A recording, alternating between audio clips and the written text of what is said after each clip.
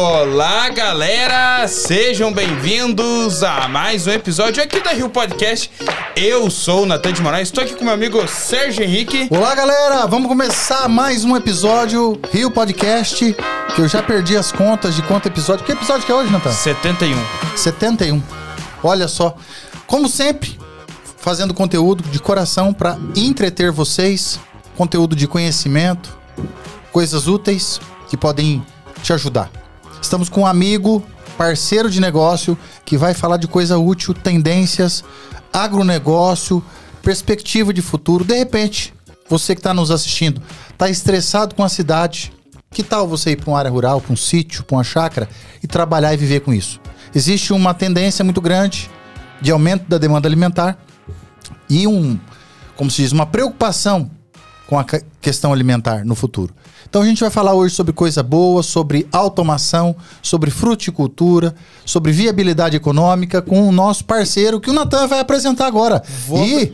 Não podemos esquecer. Não esqueça, eu achei que você já ia esquecer, mas você lembrou ali. Vai lá, fala pro pessoal lá se inscrever. Não pode deixar de se inscrever no nosso canal. Muita gente assiste o nosso canal, não se inscreve, não comenta. Todos os comentários são bem-vindos. Eu agradeço vocês. Inclusive as críticas. As críticas. E não deixe de seguir a gente também nas outras redes sociais. É isso, Natan? É isso aí, Instagram, Facebook, TikTok. E é isso aí, é todas as redes sociais aí que a gente está lá na plataforma. Então eu vou apresentar para vocês o nosso convidado de honra, engenheiro agrônomo, Paulo. Nós estamos aqui. Boa noite, Paulo. Seja bem-vindo. Boa noite, Sérgio. Boa noite, Natan. É um prazer estar aqui com vocês, né? Falar um pouco sobre o trabalho da gente, né? O nosso trabalho é técnico, tenta agregar renda a pequenas propriedades, né? Na verdade, eu sempre falo, são pequenas propriedades, grandes produtores, né? Exato. Então, assim, a cadeia de HF, né, de hortifruticultura, aí ela permite aí agregar renda em pequenas áreas. E eu acredito que isso é a solução para que o pequeno produtor consiga ficar no campo e quem está chegando agora que consiga ter uma renda, né, legal de uma propriedade pequena. Paulo, até peço desculpa para você de já entrar assim, já vamos entrar nos 45 do segundo tempo. Pé na porta já. Pé na porta já. Muita gente está preocupado com o futuro alimentar do mundo. E você, como um engenheiro agrônomo, você está percebendo esse medo de garantia alimentar no futuro? Já chegou aqui no teu local ou não? Você acha que é uma tendência, é uma coisa visionária só? Assim, eu penso que a sustentabilidade em si é uma tendência, né? Então, assim, você tem que criar mecanismos de produção sustentável. Então, a questão da falta de alimento é uma situação, né? Você tem duas situações que são... O nome é parecido, mas o conceito é diferente, né? Uma questão é de segurança alimentar. Saber se vai ter comida para todo mundo. Isso, todo mundo. E outra é segurança do alimento, que é ter um alimento seguro, né? Então, assim, graças a Deus, né? Moramos no Brasil, né? Um país tropical, abençoado por Deus. Então, assim, a gente tem uma produção gigante de alimentos, né? Porém, existe uma tendência, principalmente para mercados mais exigentes, de um alimento mais seguro. Então, trabalhar com parte de certificações, orgânica, ou mesmo certificações de produção, né? No caso do café, tem várias certificações de... Gourmet, especial, duro... E que garantem a sustentabilidade do sistema. Então, que o produtor está seguindo todas as regras ambientais, né? Questão trabalhista, social. Então, monta aquele tripé da sustentabilidade econômica, social e ecológica, né? Então, assim, isso é uma tendência. Então, tem vários tipos de certificações que vão dar um selo garantindo que tá naquela tendência de sustentabilidade aquele sistema de produção. E hoje o pessoal agrônomo o homem do campo, ele tá aderindo a essas novas, vamos dizer assim, regulamentações? Assim, eu sou filho de produtor familiar, né? Meu pai é produtor de café lá no estado de São Paulo e eu vim aqui para o Paraná para trabalhar específico com agricultura familiar. Então, o que eu vejo? Assim, a agricultura, ela tem aquele romantismo de produzir alimento, né? De ser uma profissão nobre mesmo, Sim, né? eu a considero. Isso, mas é um negócio. É um negócio, é uma empresa. É uma empresa. Então, assim, eu vejo que essa questão da certificação, assim como no meio urbano, né? Que as empresas vão buscar certificações atrás de mercado. Então, assim, quando tem uma exigência de mercado, normalmente a empresa vai atrás de uma certificação que permita ela acessar aquele mercado. E no meio rural não é diferente. Então, assim, você vê que os produtores que estão buscando certificações, seja para fruta, no caso do Global Gap, aqui na região a gente tem Carlópolis, né, que tem vários produtores certificados, né, com frutas certificados por essa certificação internacional que é aceita na União Europeia. Por exemplo, permite que ele exporte fruta para a União Europeia desde que ele tenha essa certificação. Então, assim, orgânico, por exemplo, aqui em Ibaiti, né, tem uma cooperativa de produtores orgânicos. Entre Ibaiti, Japira, Jaboti e Pinhalão, aqui a gente tem quase 50 propriedades certificadas. E esse pessoal tá vendendo para São Paulo. Então, assim, eu vou pôr um produto no Pão de Açúcar, nessas redes maiores de supermercado, eles precisam ter uma garantia do sistema de produção. Não só com relação a resíduos de agrotóxicos, no caso do orgânico não tem, né? Mas no caso do Global Gap, você pode usar agrotóxicos desde que você respeite. Mas, assim, quando você tem um selo, a certificação, você tem uma garantia que aquele produto tá livre de resíduo. E tem liquidez. Tem procura. Tem procura. Na verdade, eu sempre falo sobre isso. Assim. Eu auxilio uma associação de Jaboti que está trabalhando com morango, né? Agora conseguiram a indicação geográfica do morango norte pioneiro.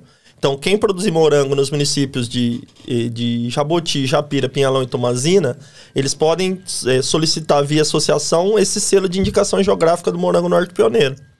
Né? Então a associação ela está comercializando, hoje ela comercializa com a rede de supermercado de Santo Antônio da Platina, né? A rede Molines lá está adquirindo esses morangos dessa associação. Mas o que eu sempre falo nas reuniões lá, o mercado, né, o varejo, ele não está muito preocupado com o preço que ele vai pagar para o produtor. O varejo está preocupado que o produto que ele compre venda no mercado. Não adianta eu comprar um morango barato, feio, eu ponho lá no supermercado e ninguém compra. Então, assim, eu posso ter um produto mais caro, bonito, que tenha mais saída. O varejo, ele precisa de fluxo. Ciclo, né? E, assim, vamos pensar, eu vejo ali, lá no nosso sítio, inclusive, vários produtores ali vendendo, assim, para o mesmo comprador sei lá, de 20 a 10 anos atrás. Como que funciona isso? Tem viabilidade econômica dele começar a entrar nessa nova regulamentação? Não, tá difícil. Sim, regulamentação. Essa nova adesão que a gente tá... Que a Emater, enfim, os produtores, os técnicos agrônomos querem trazer para a região, isso tem viabilidade? Vão pensar assim, não, se eu vendo lá para São Paulo, meu valor sobe um pouco mais. Não, é um pouquinho mais baixo, mas eu tenho aquela, como é que fala, aquela segurança financeira. A certificação, qualquer tipo de certificação, no caso do morango também é um processo de certificação para conseguir a indicação geográfica, ela tem um grau de exigência do produtor. O produtor fazendo uma exigência básica de gestão, sabe? Controle de entrada e saída de produtos, anotar a aplicação de produtos, período de carência. Tem uma certificação. Tipo, ela tem uma regra, uma norma, um checklist que tem que ser seguido para que o produtor tenha acesso àquele selo. Mas o produto certificado, só para você ter ideia de valores, assim. O morango, por exemplo, esse ano, ele ficou o tempo todo, o pessoal da associação que tem esse manejo diferente, tem essa garantia de... Apesar deles ainda não estar usando esse selo da indicação geográfica, eles já estão num processo de produção diferente, eles venderam morango o ano todo a 35% a mais do valor do morango na roça que o pessoal estava vendendo. Isso numa grande escala faz uma diferença enorme, né? Não, hoje, para você ter ideia, o morango hoje na roça o pessoal está pagando cerca de R$12. Eles estão vendendo essa semana a 18, né? A caixa com 4 bandejas? A caixa com 1 quilo, 4 bandejas. Então, assim, eles fizeram um sistema de classificação diferente hoje. Eles têm uma embalagem, por exemplo, que só tem uma camada. Então, todos os morangos são do mesmo tamanho. Você não tem aquela situação de você ter um morango grande em cima e o pequeno embaixo. E outra coisa que alguns malandrinhos fazem é colocar o bom em cima e o estragado embaixo, né? É chato pra caramba, né? Então, assim... Mas é isso. A partir do momento que você cria uma identidade, você cria uma marca, você vai ter um critério e todo mundo vai seguir aquele critério. O problema, assim, a gente tem... Jaboti, Japira, Pinhalão e Tomazina, que é o núcleo aqui do Norte Pioneiro, onde está mais concentrada a produção de morango, hoje deve ter uns 400 produtores ou mais, né, entre todos os municípios. Então, assim, um produtor, ele não vai conseguir acessar uma rede de supermercado, entregar 300 quilos por semana. Porque tem semana que ele vai colher 300 quilos? Tem. Mas tem semana que ele vai colher 50, 30, e daí ele não consegue ter estabilidade. Então, por isso a importância de trabalhar de maneira coletiva. Entendi. Porque daí vão pensar, não, nossa, deu uma chuva muito forte lá em Jabuti, mas em Japira e Tomazina não, ficou mais tranquilo. Então, vamos pensar, algumas estufas, algumas plantações de morango ficaram um pouco devastadas, vamos pensar assim. Até mesmo porque a associação, ela assume um compromisso de volume de entrega, né? De repente com algumas redes de mercado. Isso. Como é que faz para o produtor que está vindo de fora e está se instalando na cidade, ou quem já mora na cidade? Qual que é o primeiro passo para ele conseguir entrar nessa associação, nessa cooperativa? Assim, o primeiro passo é buscar informação no escritório do IDR hoje, né? Antiga Emater. Porque assim, a gente faz parte, né? Assessora essas organizações rurais, seja aqui em Baiti, em Japira, em Jaboti, onde estão sediadas. Mas ali ele vai te dar informação, ó, fala com fulano, ele é o presidente, por exemplo. Eu assessoro, eu ajudo na associação lá de Jaboti, onde está a Associação do Morango, e ajudo a Associação da Uva em Japira. Até ontem a gente teve reunião lá, que também tem um núcleo de produtor de uvas aqui na região. Daí atende Baiti, Japira, Jaboti, Pinhalão e Tomazina. Então, assim, eu falo, ó, liga pro presidente, se de um produtor de Jaboti, quero fazer parte da associação, a Emater tá organizando. Eu falei, a Emater, o IDR ajuda, mas quem manda é os produtores, a associação é dos produtores. Então não tem, assim... Tem exigência? Não, é participar. Na verdade, o que o cara precisa, saber os dias das reuniões, participar das reuniões, se integrar, fazer parte do processo. Você falou um negócio agora da uva, que a gente tocou já pouco nesse assunto aqui na nossa região, que a nossa região... Qual que é a uva para nossa região? É aptidão? Altitude, pH do solo, ou é cultural, porque as pessoas desenvolveram uva e deu certo? Assim, a uva, ela tá aqui faz uns 30 anos, 30 e poucos anos. Ela começou no município de Japira, vem um pessoal que eu acho que trabalhou em São Miguel Arcanjo, aquela região que é forte de uva ali em São Paulo, acabou vindo ali. Aprendeu a mexer lá Era de Japira, foi trabalhar lá, aprendeu a trabalhar e voltou para Japira e plantou aqui, e a uva foi super bem.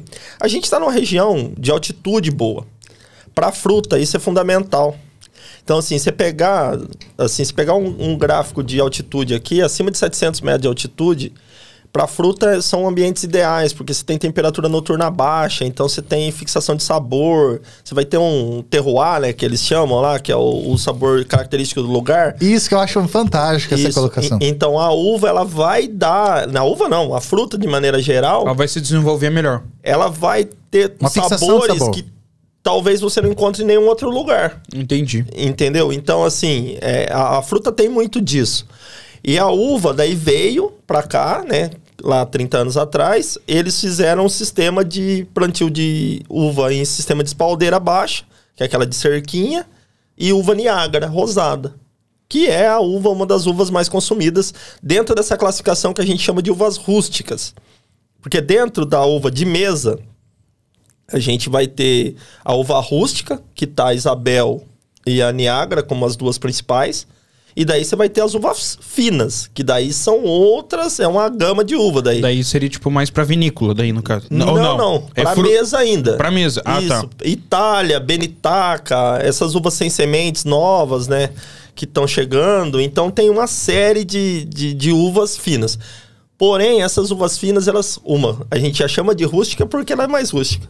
E a outra de fina porque ela é mais exigente com relação a manejo sanitário mesmo. Então, importantíssimo você falar sobre isso. Importantíssimo. As uvas finas, elas têm um cuidado sanitário bem maior. Só que elas têm uma capacidade produtiva por área também maior. Ela é como se fosse uma enxertada? Todas são enxertadas, na verdade, né? Mas ela tem uma performance a mais do que as rústicas. Isso. Por exemplo, Marialva, aqui no Paraná. Marialva é conhecidíssimo por uvas finas, né? Então, esse grupo de Itália, Benitaca, Rubi, Itália, né? Todas essas uvas maiores, que tem cachos maiores. Agora tá entrando várias uvas da Embrapa, né? Essas uvas sem sementes, né? BRS Vitória, Isis e Núbia, Melodia. Tem várias uvas da Embrapa, lançamentos da Embrapa que também estão entrando nesse mercado de uvas finas. Aqui, eu tô desenvolvendo um projeto na região. A gente está com 7 unidades de uva BRS Vitória, que é uma uva fina, porém com grau de tolerância à doença melhor do que as demais, e ela é sem semente. É uma uva hoje que domina praticamente o mercado de uvas finas, né? Ela está crescendo muito, essas uvas sem sementes, e a gente está com 7 unidades. São 7 produtores. Meio hectare cada produtor. Caramba, uma boa produção, hein? A gente conseguiu um recurso do governo do estado, subsidiou a questão de estrutura para os produtores, incentivou, né? Para dar um incentivo para o produtor arriscar algo novo também. Plantio a cada 2 metros, Paulo? Ela está plantada de 2 metros entre plantas e 3 metros de rua, é isso. Para poder fazer mecanização. Então, nessa quantidade aí de 5 mil metros vai dar? 800 plantas, mais 800 ou menos. Plantas. 800 plantas e cada cacho produz o quê? Quantos quilos? Essa uva ela tem uma produtividade que gira em torno de 20 a 25 mil quilos por hectare. Então, aí meio hectare vai dar 12 mil quilos aí por ciclo. Essa uva ela permite fazer 2 podas. 2 podas? Aqui na região, a gente tem essa característica. Por exemplo, no Rio Grande do Sul, Santa Catarina, são fortes produtores de uva. Só que lá eles não têm essa possibilidade de fazer 2 podas. Né? Aqui a gente já consegue. Porque, por exemplo, o pessoal que tá com Niágara, ou a própria a Vitória, né, que está entrando agora aqui na região. O pessoal poda em agosto. Então, em dezembro, você vai ter uma colheita. Daí você dá um mês, 40 dias que você colheu, você pode podar novamente. Não é recomendado que a gente faça esse manejo todo ano. Porque força demais a planta a produzir muito, né? Uhum. Mas assim, dá para fazer anos. Tem anos que você vai fazer 2, tem anos que você vai fazer 1. Se você trabalhar com irrigação em boa performance e nutrição para planta, isso. Dá para forçar um pouquinho mais? Assim, o que acontece com a uva é a questão sanitária. Que nem eu falei, o produtor trabalhou com uva rústica aqui. Por que a uva rústica cresceu tanto? Porque ela é mais simples. E quando você poda ela em agosto, é mais simples. Porque, normalmente, julho e agosto são os 2 meses mais secos nossos. E setembro, né? Depois que começa a chover. Esse ano foi um pouco atípico. Graças a Deus choveu, né? Mas... Então, você poda ela em julho, por aí, ela vai ficar 60 dias praticamente sem chuva. E o que traz doença para a uva é a chuva. Então, assim, essa uva que a gente fala da poda madura... Essa uva da poda de agosto é uma uva que é muito tranquilo de você colher. E daí, para você podar em janeiro e fevereiro com chuva e calor, aí ele precisa ser um pouco mais técnico, o produtor. Ter uma assistência mais presente. Sério? Trabalhar um pouco com um pacote de produtos melhor, porque a pressão de doença vai ser maior. E ela precisa de algum tipo de... Ela precisa de herbicida contra pragas vivas ou como se diz, micro-organismos? É micro-organismos. Assim, na verdade, a gente divide os problemas sanitários que as plantas têm em plantas daninhas, que seria mato, de maneira geral, pragas, que seriam insetos, e doenças, que seriam fungos, bactérias e vírus, né? Então, assim, eu sempre brinco. Por exemplo, vou plantar tomate. Tomate, o problema grave é com praga. Pode dar algum problema com doença, mas nosso principal problema é a praga lá, a traça do tomateiro, que é um problema seríssimo. Então você tem que ficar atento naquilo ali. No caso da uva, a gente já tem pouco problema com praga. Nosso problema é com doença, com fungos, basicamente. 2 principais, antracnose e o míldio. Que assim, se não cuidar, você não colhe nada, 0. Mata o pé ou não? Prejudica só uma temporada? Na verdade, não mata o pé. Assim... Dificilmente vai morrer uma planta. Pode até morrer, né? Não vou excluir. É impossível, não né? É impossível, mas assim... Mas a questão é o fruto. Que se entrar no fruto, você não colhe nada. Porque você pensa uma fruta, que nem o morango, como você disse. O morango é o meio de cultura. Por quê? É água e açúcar.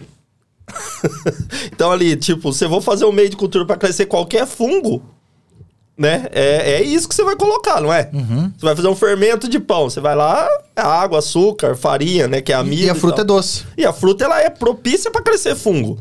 Então, assim, você tem que ter um manejo sanitário, né? Bem feito, entender o processo, entender o ambiente, o que está favorável para o desenvolvimento daquela doença para você combater ela. E daí, esses fungos, vamos pensar, fungos assim, eles se proliferam melhor na umidade, certo? Ou seja, não... Na tempo de chuva.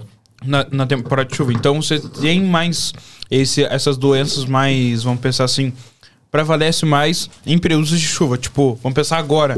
Agora, para quem tá produzindo uva, tá sendo um desafio. Isso, esse ano foi um ano complicado. Porque, choveu assim, bastante, né? Choveu bastante. E, assim, a gente vive num... O pessoal não tá acostumado com chuva nesse período, né? Porque esse ano choveu agosto, choveu setembro, né? Então, o pessoal não tá acostumado. Mas também não é uma obrigatoriedade. A umidade, sim. Normalmente é um ou outro fungo que prefere ambiente seco. Até tem alguns que preferem ambiente mais seco. Mas a maioria dos fungos, eles preferem umidade. Eles precisam, na verdade, da água na folha, que a gente chama de água livre. Por exemplo, a folha molhada, para que ele consiga fazer a penetração ali na célula e se estabelecer. Porque a célula puxa também, né, a umidade, né? Para absorver, ela absorve o fungo. Isso. E às vezes no estômago da folha ali, que é uma abertura onde a planta faz a respiração dela, também é um orifício que ela consegue entrar. Então vai depender de fungo para fungo e de planta para planta. É assim, dentro desse grupo que eu falei para você, de 7 produtores que a gente está tentando... Tá experimentando, e o ano que vem, se Deus quiser, no final do ano a gente vai começar a colher frutos desse projeto, né, com essa uva sem semente. Tem um produtor que está tentando fazer o orgânico. Daí é um desafio ao quadrado, né? Então, assim, o pacote de fungicidas é outro, então a ideia é outra de manejo, mas a gente está conseguindo, está formando as plantas. Hoje tem alternativas até de uva em sistema protegido, com cobertura plástica, né? Que é um sistema novo. Eu tô conversando bastante com o pessoal do Rio Grande do Sul. Investimento pesado, né? Investimento alto. Mas, por exemplo, se você for fazer orgânico, uva hoje, eu acho que viabiliza. Porque, por exemplo, hoje a uva tá... Na época da safra, hoje tá mais caro que a gente tá numa entre safra, né? Daqui a um mês a gente já vai estar em safra de uva. Mas na safra, a uva ela gira aí de 4, 5 reais o quilo. Orgânica, a gente tá na expectativa de vender essa uva a 12 a 14 reais. Caramba. Então, tipo, quase quadriplica. Então, assim... Triplica, né? Triplica. Então, assim, e a gente... Por quê? Porque fruta orgânica, fruta que a gente chama de tropical, a gente tem alguma coisa ainda. Por exemplo, se pensar abacaxi, maracujá, mamão, melão. Você tem alguma coisa no mercado de orgânico. Fruta de clima temperado, a gente não tem praticamente nada. Então, assim, da onde está vindo a uva orgânica que está chegando no Pão de Açúcar lá em São Paulo, por exemplo, ou Curitiba, nesses grandes centros? A uva está vindo do Nordeste, Petrolina, Juazeiro, ali aquela região do Vale de São Francisco, que tem condição de produção de fruta. A irrigação é por gotejo, não chove, o ambiente é seco, não dá doença. Entendeu? Olha só que interessante. Então facilita o manejo da doença. Exatamente, porque não tem umidade. Só que essa uva tá rodando, sei lá. E a questão assim da... Muito chão para chegar aqui, entendeu? Como você já falou, na questão da altitude, na questão do pH do solo, eu percebo que muita gente planta a uva, inclusive, em saibro. Sim, pedra. Solo raso. Acho que em países que nem, não sei se... árabes, o pessoal planta em pedra mesmo lá, né, cara? Jerusalém, aquela região lá, né? Bíblico, né? Uva é uma planta bíblica, assim, como a mesma espécie de fruta, por exemplo, assim, plantada em regiões distintas, altitudes e solos diferentes. Dá para perceber significativamente a fibra, o sabor, a consistência do sabor? Ou é imperceptível quase? Só para especialista? É assim, é que você tem o manejo, né? Por exemplo, assim, a questão de...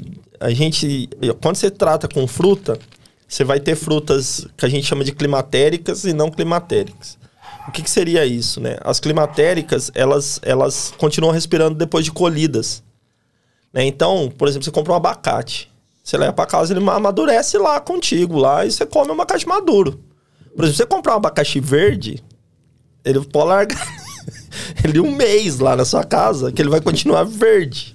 Ele pode até ficar amarelo, porque ele vai perder água, vai perder cor ali, mas ele não tá madurando, entendeu? Porque ele parou de respirar a partir do momento que você colheu, entendeu? Aí a uva é a mesma situação. Então não tem como você... Por exemplo, o que vai determinar a qualidade da uva é o ponto de colheita. Então isso depende muito do produtor. Então assim, o produtor colher ela no ponto exato, né? E assim, lógico que vai dar diferença. Se eu estou trabalhando num lugar com altitude mais baixa e um lugar com altitude mais alta, a tendência é que nesses pontos de altitude mais alta eu tenho uma facilidade maior de atingir o Brix que eu quero, a doçura que eu quero. Entendi. E a gente está comentando sobre uva de mesa, certo? Que são uvas, vamos pensar assim, frutas, entre aspas, né? E agora, uva para vinho. Como que é? É totalmente diferente, né? Em questão de manejo, produção, hoje, aqui em Baiti, é possível... Ou, por exemplo, se o meu pai quiser produzir uva para vinho lá no sítio dele, em Jabuti, é possível? É possível. Aqui em Baiti a gente tem um produtor de vinho, né? Tem o seu Jorge Bataer, né? Que é produtor aqui, ele produz suco e vinho. Ele tem o Bordeaux e Isabel, né? Que são uvas rústicas. Porque também no vinho tem isso.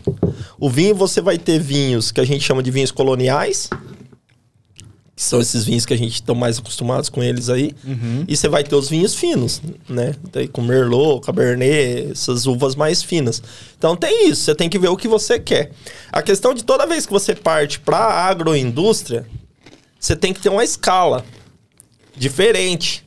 Por quê? Porque você vai ter custos para viabilizar isso. Então, eu vou montar uma vinícola. Você vai ter que ter um registro, você vai ter que ter um RT, você vai ter que tirar um CIF lá, né, na verdade é um registro do Ministério, né, por se tratar de bebidas e tal. Então, é um processo mais complexo, vamos dizer assim, um processo mais empresarial.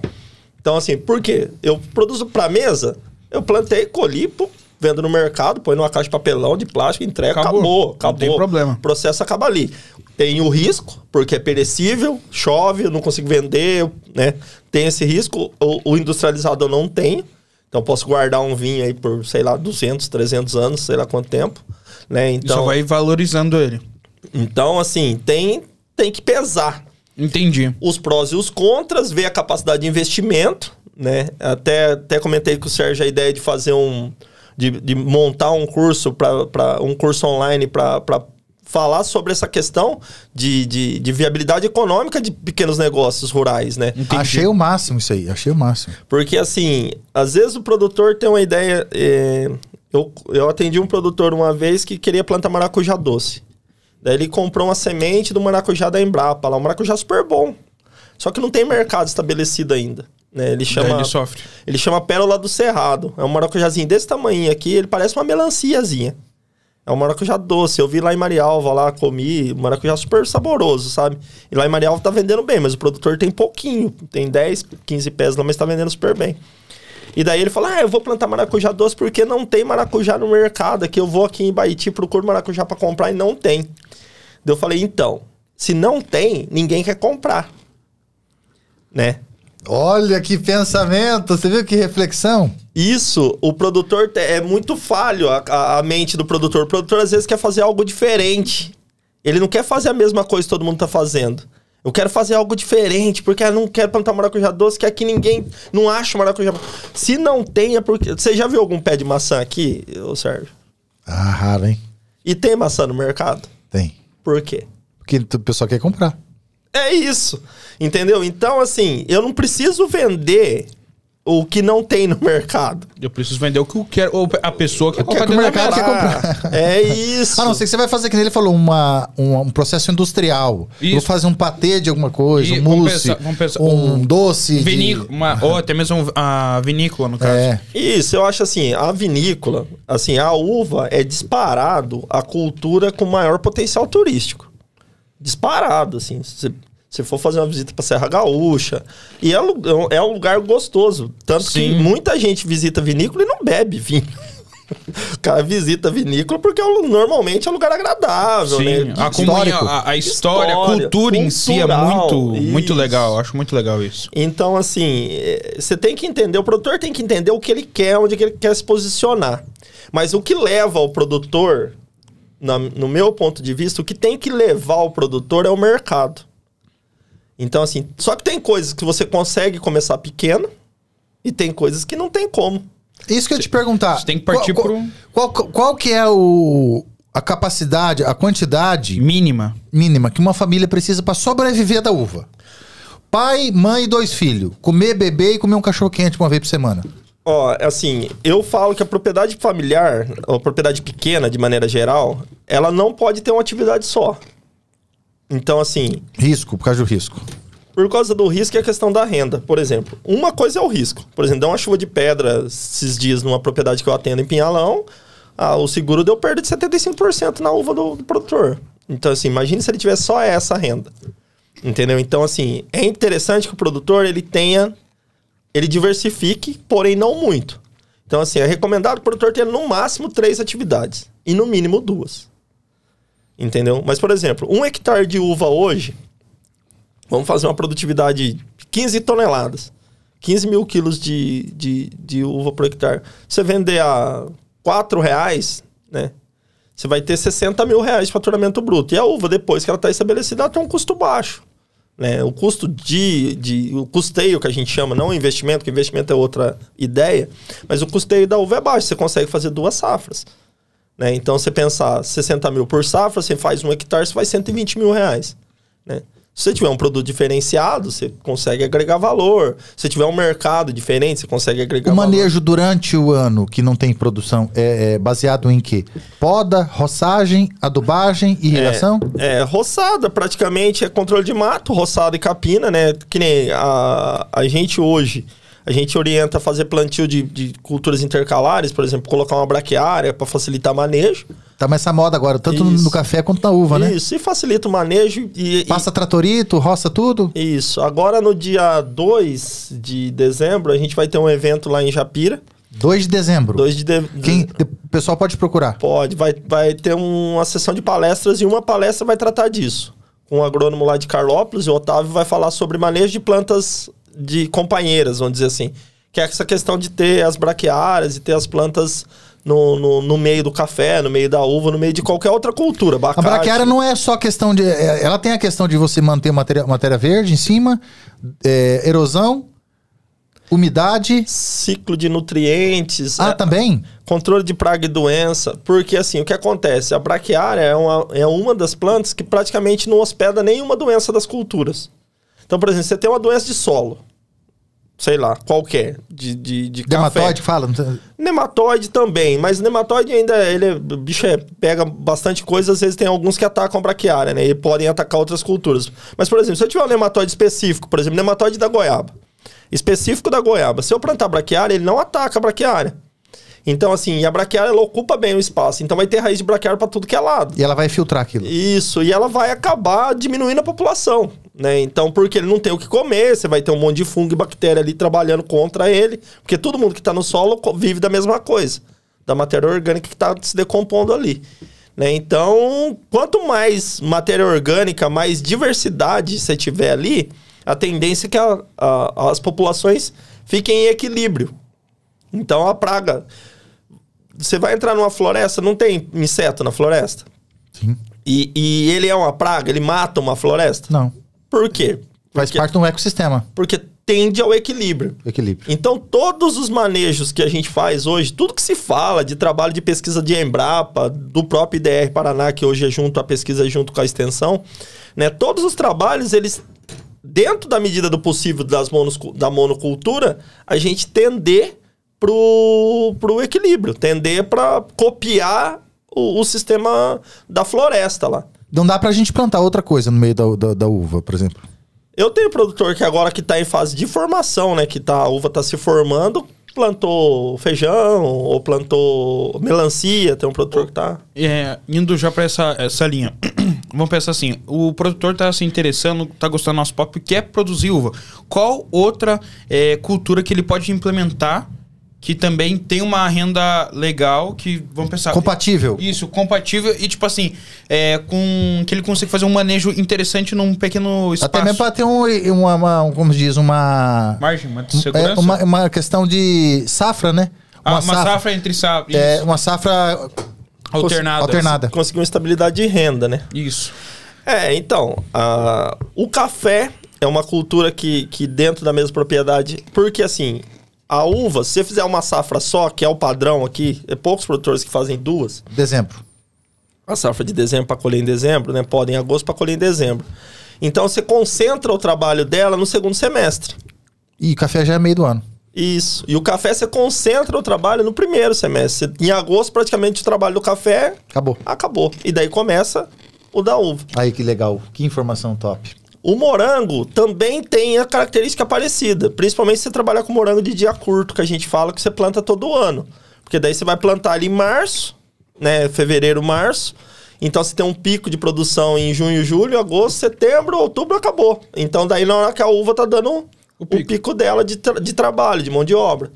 Ô, Paulo, e as cítricas, cara? Por que nossa região não tem cítricas? Os citros, na verdade, hoje... É dentro daquilo que eu falei, né? A pessoa não quer comer. Não, cada coisa com o seu tamanho. Entendi. O citros hoje, por exemplo, ele é inviável para uma propriedade pequena. Por quê? Porque você tem um manejo de praga e doença dos citros hoje muito intenso. Então o produtor ele precisa ter um trator, um pulverizador maior. Entendi. Então, tudo assim... uma grande escala. Qual que é a capacidade, o tamanho mínimo que você sugere para um produtor plantar o citros? Eu penso que hoje, para você ter citros, você precisa ter pelo menos aí... 5 alqueires? Uns 12 hectares. 10 hectares para frente de citros, eu acho que já começa a viabilizar. Sabe, eu fico imaginando porque não tem, cara, na nossa região, é aquela coisa também, pode ser que não tenha demanda de compra. Não, cara. Tem citros. demanda, só que não tem produtor com uma área interessante pra você. Limão, cara, limão é uma coisa que tem um preço sempre bom agregado e eu não vejo produtor de limão aqui na nossa região. E limão é um pouco mais tranquilo do que laranja. Limão é um pouco mais tranquilo, mas é isso que acontece que eu falei pra você. Então, assim, quando você tem infraestrutura, não produz nada. Então, assim, eu ter uma estufa de modelo Bandeirantes, que nem essa que a galera tem, ou ter uma estufa toda climatizada, igual aquela de plantar flor, o que eu vou pôr dentro é mesmo tomate. Entendeu? Então, assim, e só que ela que vai te determinar a escala. Porque quanto mais investimento você tem em estrutura, maior seu custo fixo. Entendeu? Então, assim, eu tenho um trator que vale hoje R$200 mil, mais um pulverizador de R$60 mil, né? Se eu usar ele em 1 hectare ou em 10, é o mesmo trator e o pulverizador. Custo fixo. Custo fixo. Entendeu? Então, assim, eu preciso ter esse entendimento. Inclusive, maximizar o seu custo fixo na questão de se associar, trabalhar com cooperativismo, onde uma cooperativa pode ter capacidade de ter uma máquina e tal. Porque se você tem que trabalhar, Nathan, com o seu equipamento, sua ferramenta, todo o tempo ocioso necessário. Não pode estar parado o trator. Não pode estar parado. Assim, a gente... O trator, dependendo do trabalho, a gente recomenda que o produtor pequeno não tenha trator mesmo. Exato. Porque, assim, às vezes... É o que eu vejo, assim, o produtor, às vezes, é o sonho dele ter um trator. Ele não tem esse cálculo de capacidade operacional da máquina. Ele não tem demanda para usar o trator. Ele tem vontade de ter um trator, porque ele acha que ele precisa. O que ele pode fazer é prestar serviço para vizinho, pra galera do bairro ali e tal, né? Isso, às vezes, viabiliza você ter uma máquina. Entendeu? Porque, às vezes, só para você trabalhar... E outra coisa que viabiliza você ter uma máquina, por exemplo, você vai tirar leite. Por exemplo, que é outra atividade de agricultura familiar. Por exemplo, eu vou cortar capim todo dia. Então, eu preciso ter um trator. Eu não consigo alugar esse serviço. Por mais que eu use 1 hora por dia, só... eu vou ter que ter a máquina. Senão depois o cara economiza no trator e daqui a pouco tá com hernia de disco, tá com problema de articulação. O cara não aguenta, né, meu? 6 meses, 1 ano trabalhando, 2 anos, pode aposentar o cara. Isso, mas aí tem outras situações, por exemplo, o cara que planta uma quadra de milho, ele vai plantar uma vez por ano, então ele não precisa dele, pode alugar esse trator. Exato. Apesar com a quarta, o cara planta na mão também. Não, Mas a gente, assim, o produtor, quero ter um trator, daí você vai ver, o cara planta 3 alqueires de milho lá, ou soja, o cara vai ter um trator, cara. Na hora que ele fizer a conta do custo fixo, vai inviabilizar a atividade. É a mesma coisa que eu falei dos citros, você ter que ter uma área maior, serve para soja, serve para gado de corte. Então, assim, não que não são atividades rentáveis. São atividades rentáveis. Por quê? Tem que saber trabalhar elas. Porque, na verdade, a terra hoje, se você fizer um estudo legal de viabilidade, a terra em si, ela já se valoriza e você já ganha de ter a terra. Você trabalha com isso, você sabe como funciona. Você deve ter vendido propriedades há 2 anos atrás que hoje vale o dobro. Ou 3 vezes mais. Então, quanto de grana esse cara que comprou a propriedade? E assim, não é que teve um cenário um pouco fora da casinha, mas num cenário normal, você tem uma rentabilidade girando entre 8% a 12%. Então, mas assim, pegar historicamente. É que a gente tá no momento auge de terra, né? Mas assim, se pegar historicamente, você vai ganhar 12%, até mais, 15%, 20%. Então, a compra da terra, ela não acaba sendo um custo. Né? Porque você tá ganhando, mesmo que você não faça nada. É investimento. Mesmo que você não faça nada, então aquela despesa não vai entrar nessa conta. Então, assim, você tem que... eu vou mexer com... Por exemplo, o que é a maior rentabilidade? Estou falando um monte de coisa aqui. Hortifruti. Maior rentabilidade de pensar em cultura, não pensar em contexto, pensar de maneira genérica, morango. Só que é o maior risco. Né? Mas é a maior rentabilidade também. A maior rentabilidade do mercado do agronegócio hoje é morango? Não, porque assim, o morango hoje você coloca 40 mil plantas por hectare. Até mais. Até 60 mil plantas por hectare. Produz até 1 quilo por planta. Então, 60 mil quilos de morango. Você vender a R$10, cara, é 600 pau de faturamento bruto em 1 hectare, 10 mil metros quadrados. Então, assim, mas isso aí não é para familiar. Não é mesmo. Você pensar 1 hectare de morango já não é mais familiar. Você precisa de uns 5 a 10 cabeças. Familiar aí vai ser 10 mil uma grande família daí, no caso. Uma grande família mesmo. Então, o morango, se você fizer com aquela lona, diminui bastante o manejo também, né, Paulo? Diminui o risco. O risco. Isso. O manejo não muda muito. Porque assim, quando você trabalha com morango de dia curto, que a gente fala que é esse morango que você planta em março e tira em novembro, ele concentra as produções em 3 floradas. Vai que dá uma florada, a planta tá carregada. Eu fui num produtor esses dias desse jeito. Planta carregadíssima lá, com muito fruto. Choveu a semana inteira. Acabou. Perdeu a florada inteirinha. Porque tá chovendo, tá úmido, fungo comendo, não tem como aplicar nada. Porque chove todo o tempo, não tem cobertura, derreteu. Perdeu tudo. Aquela florada perdeu, sei lá, quase 30% da produção. Caramba. Numa semana. Por falta de sorte também, mas é o risco. A partir do momento que você cobre, mesmo que aquele túnel seja só um guarda-chuva, já é um risco menor. Se você for pôr um sistema de produção em substrato, slab, mesa, bancada e tal, o risco é bem menor. Então, assim... Só vai diminuindo. Isso que eu queria saber. Só vai diminuindo a probabilidade de erros, né? Bancada, slab no substrato, ou seja, você plantar em estufas, né? Em ambiente fechado, controlado, com pouco volume, né? E aí já muda também a questão de ergonomia, para a pessoa não trabalhar no chão. Irrigação projetada, automática, por timer... controlada. Assim, Alexa, ligar a irrigação. Um dia a gente chega lá, né?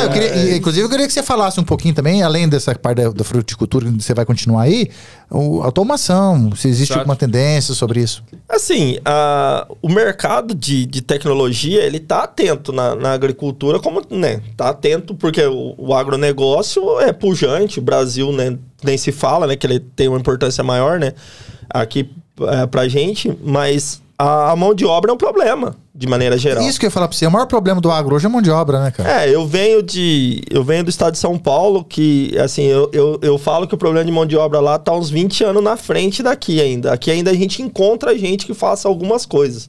Alguns trabalhos que lá a gente já não encontra mais. Por exemplo, aqui a gente ainda vê produtor colhendo café, panha manual, sabe? Tirar leite da mão. Lá já isso praticamente você não arruma gente pra fazer, nem que você precise. É difícil você... A pessoa vai rir na tua cara daí. O dia que você tiver um negócio automático pra fazer, um tipo de negócio automático do agronegócio, eu quero entrar. Então. Um robô que faz, que vem. O que eu pensei esses dias? Mas aí perde a essência. Não, o que eu pensei esses dias? Aí fica... Como que trabalhar com hidroponia, eu pensei assim, você fazer um sistema de, tipo assim, de esteiras de hidroponia, você entendeu? Então a esteira, ela faz um processo de rotatividade, como se fosse uma máquina. Então, assim, você planta aqui num certo tempo, essa esteira é comprida, ela vai fazendo todo um trabalho assim. Então, as plantas que você plantou, talvez nos 3 primeiros corredores, ela tem uma certa idade. Os outros 3, plantou 2, 3 dias depois.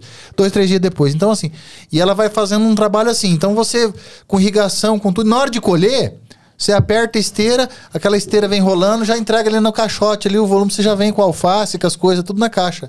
Não tem como fazer um negócio assim, Paulo?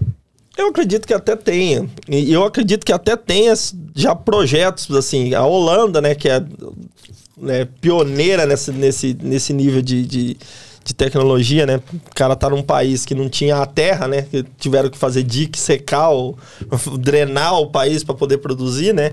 Então, assim, eles têm um nível tecnológico. O Japão também tem bastante coisa interessante. A questão de tudo isso é o custo. E assim, e a questão existe uma dicotomia, vamos dizer assim. Porque você tem a situação do orgânico, do mais natural possível, e do tecnológico. Por exemplo, a hidroponia, ela vai te entregar um produto com nível de nitrato altíssimo, sabe? Por exemplo, pensando em saúde, o orgânico lá, produzido na terra mesmo, lá do antigamente, dos nossos avós, ele vai ser muito mais saudável do que o hidropônico. Por causa da questão do meio que ele tá sendo produzido ali, dos resíduos que vai acabar. Porque para ele, na verdade, é água e vitamina, né? Então, você produz sem solo. Então, assim, essa questão dos níveis tecnológicos de produção, eles têm essa questão. E tem a questão do pagamento por isso. Por exemplo, em São Paulo se fala muito de fazendas verticais. Direto eu vejo pequenas empresas, grandes negócios, né, com luz artificial, não sei o quê. É isso que eu, tipo assim, eu queria saber mais sobre isso. Cara, eu acho assim, é legal? Mas pro Brasil, né, eu acho que não. Só se vamos pensar assim, um colapso. Talvez. Vamos pensar que daí não teria, não teria como fugir daí.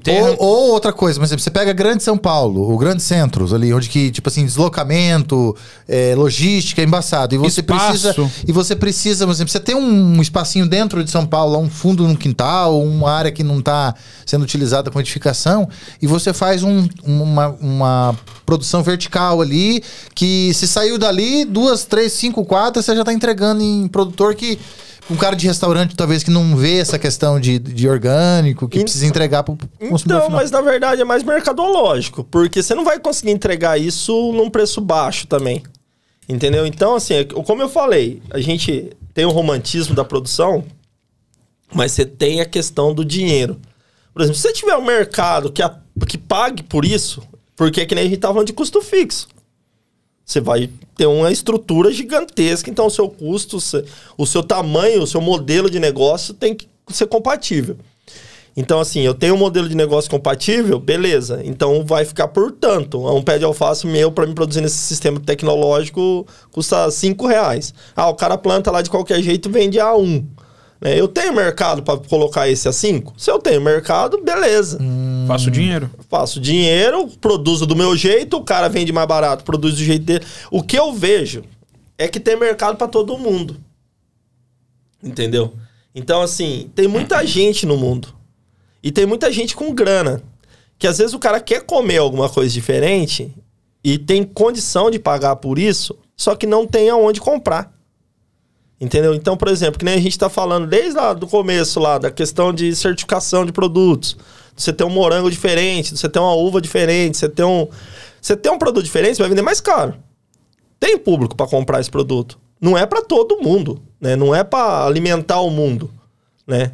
Para pessoas, nível de exigência é diferente. Isso. E tá muito essa questão esse pessoal com esses níveis de exigências orgânico, sem herbicida, sem concentração de metais pesados. As pessoas estão se preocupando. Até a questão de ovo.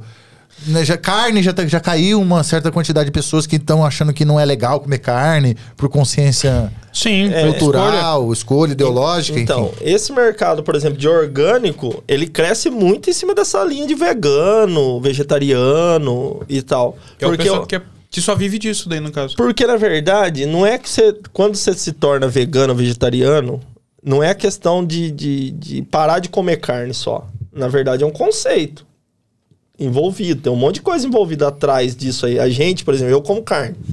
O cara não come carne, não sei, né? Tipo, vou criticar. Beleza, eu acho que é um direito dele não comer, né? Mas, normalmente, essas pessoas, elas têm a gente fala que é a inteligência do produto. Então, quando você vai vender um produto orgânico para uma pessoa dessa, não é só, vou vender porque é orgânico e não usou defensivo. Opa, respeita lei trabalhista, respeita reserva legal, respeita. Então, você não está comprando um pé de alface orgânico. Você está comprando um pacote de serviço. Um conceito. Um range totalmente, diferente. Complexo, né? É. Porque vai muito além de um... Eu tava pensando aqui, viajei aqui agora, de, para as pessoas que querem realmente pagar mais, vão pensar assim, não, eu só quero comer um morango que tá com peso de 10 gramas e 15 miligramas ali, tudo bem alinhadinho. Padrão do produto. O padrão de produto é uma coisa que pessoas compram, sabia? Padrão de produto. Igual em outro podcast a gente comentou que, ninguém compra mais, como que é? Pimentão de... Qual que é aquela... 700 gramas. Isso. Agora o pessoal quer pimentão de 150, 170 gramas. E você vai em mercados onde o pimentão está sendo vendido em bandejinha. Uma unidade de pimentão. Tudo assim, selo orgânico, selo não sei o quê. Então, porque o cara vai fazer na casa dele um pimentão, às vezes sobra. Eu atendo produtores mesmo de orgânico que tem pimentão. Quer levar um pimentão? Quer levar pimentão? Eu quero. Quantos quer? Eu quero um. Vai levar um pimentão? Eu falei, não, é porque é o meu consumo, é um pimentão. Eu vou usar um pimentão, eu não vou levar mais. Né? Porque é o que dá a conta lá, né? Ali tem? Aqui tem. É o que dá a conta lá da minha casa. Entendeu? Ô Paulo, um exemplo assim, a gente lida muito no nosso público, no nosso canal, tal lá, e as pessoas daqui. Tá acontecendo algumas coisas assim no universo, as pessoas estão estagnadas, estão tristes, estão chateadas, estão com estresse da cidade. Então a gente precisa viabilizar um novo estilo de vida. Porque o que eu vendo, tava pensando esses dias, Nathan, não é só uma propriedade rural.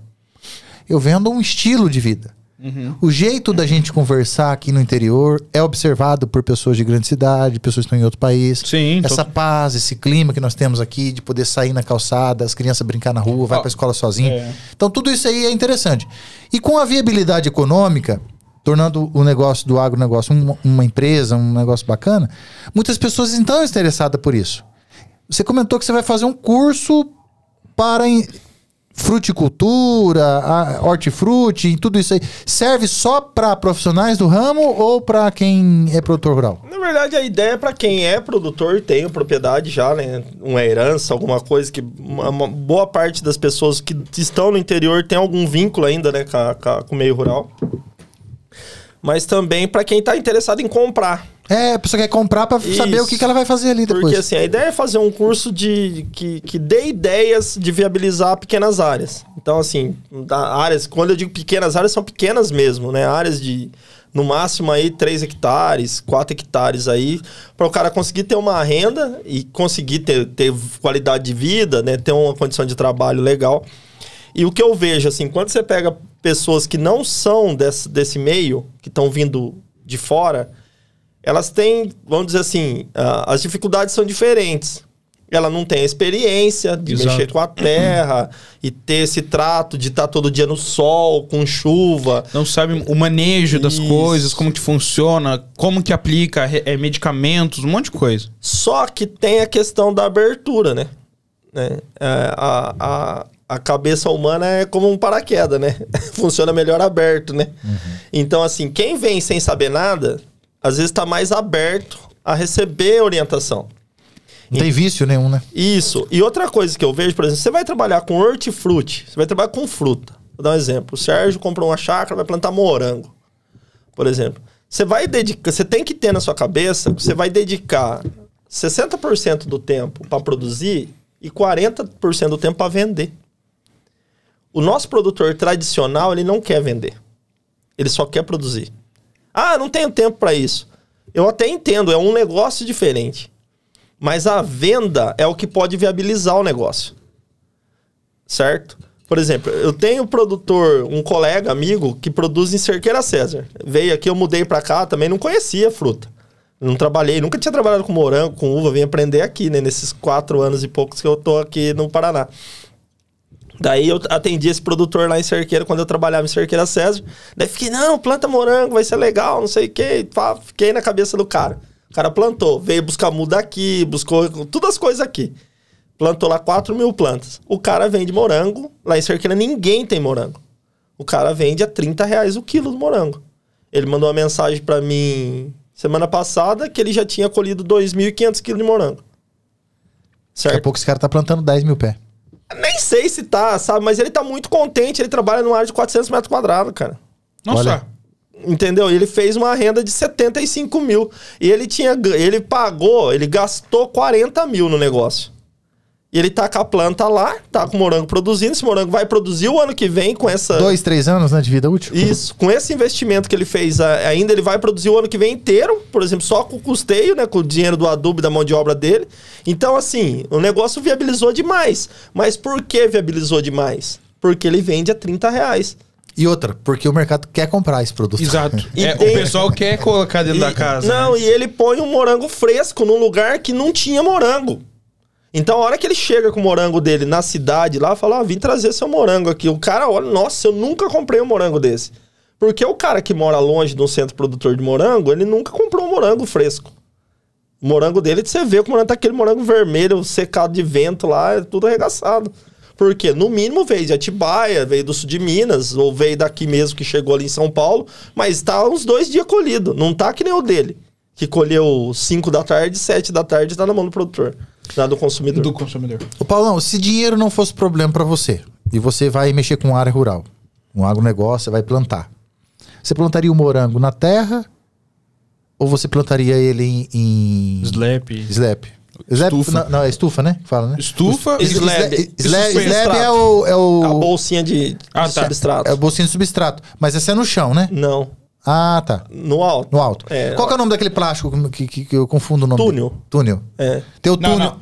O túnel vai no chão. Sob o canteiro. Sobre o canteiro.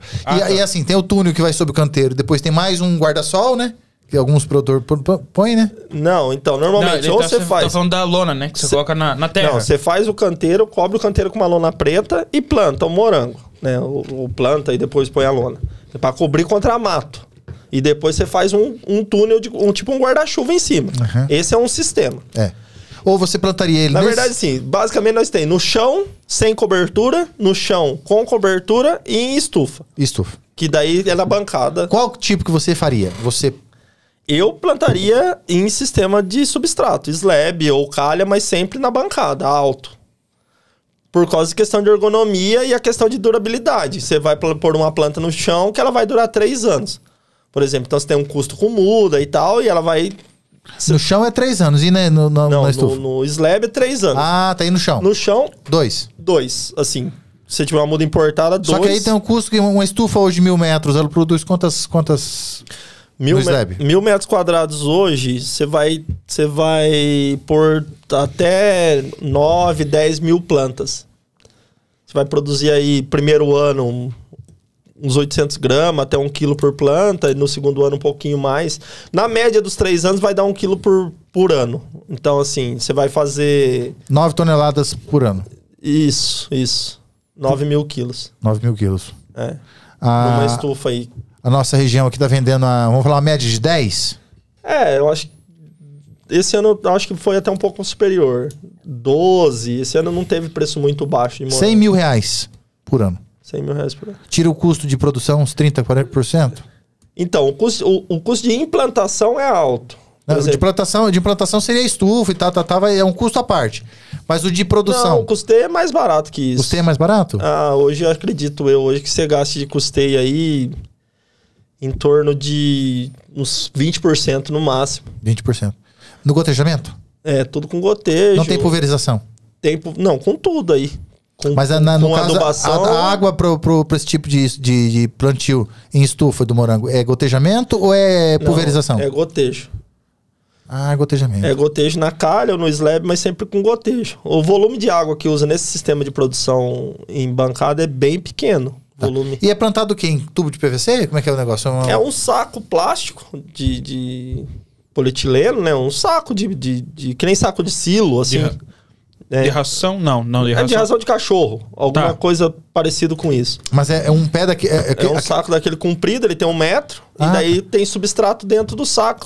Não é uma sequência infinita? Não, ele tem 1 metro, 1,10 m. E cada desses você planta... 9 plantas. 9 plantas.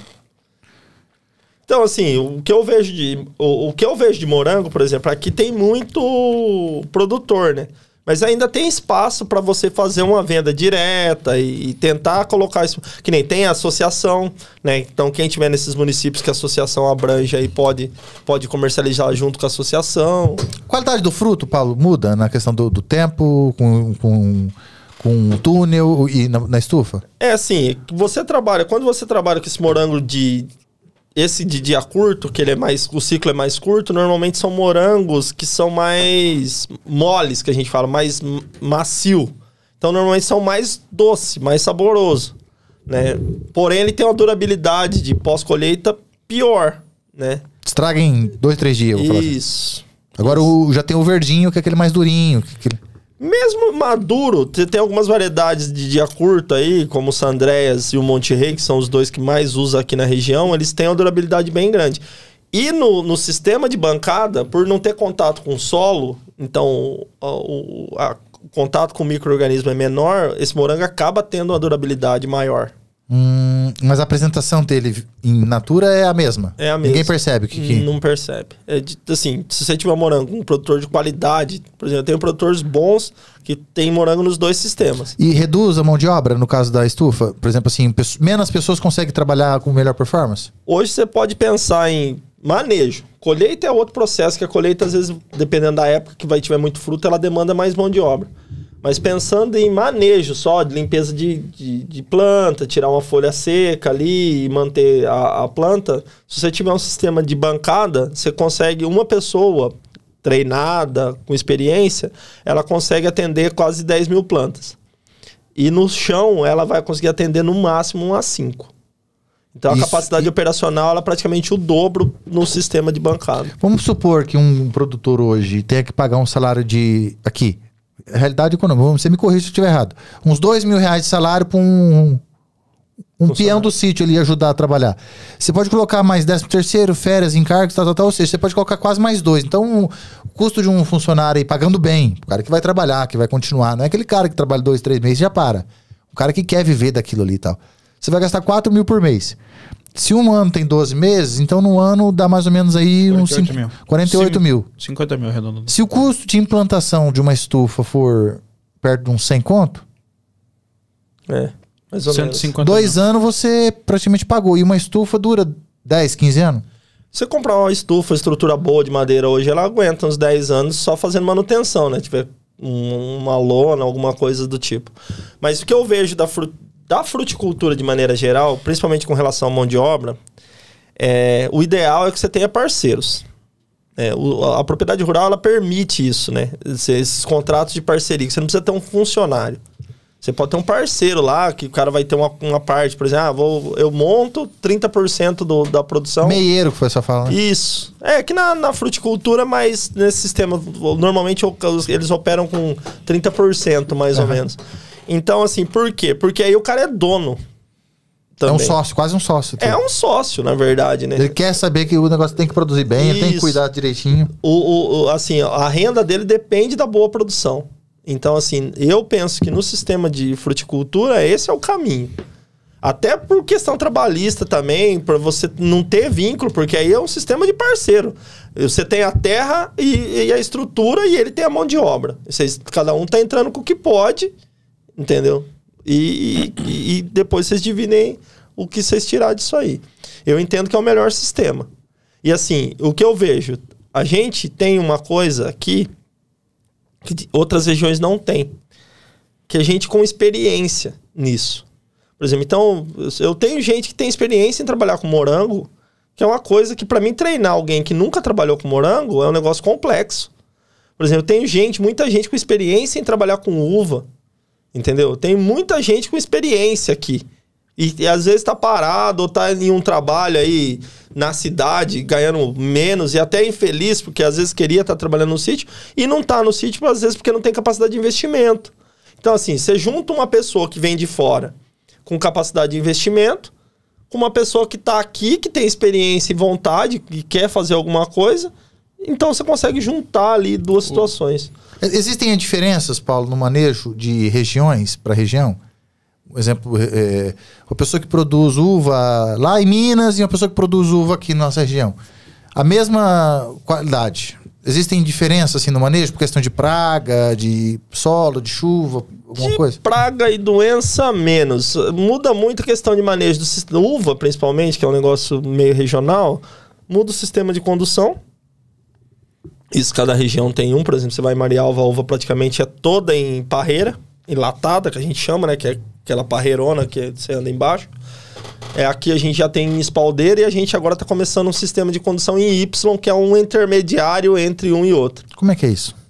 O Y, ele é como se fosse a cerquinha da espaldeira, só que daí ele abre um Y, os galhos ficam na angulação ali de 45 graus. Aproveita melhor o ângulo do sol? Isso, aproveita melhor a questão de luminosidade, aeração de planta. Então não tem... Quando você faz a parreira, as folhas, os galhos começam a se sobrepor, daí às vezes começa a ficar úmido.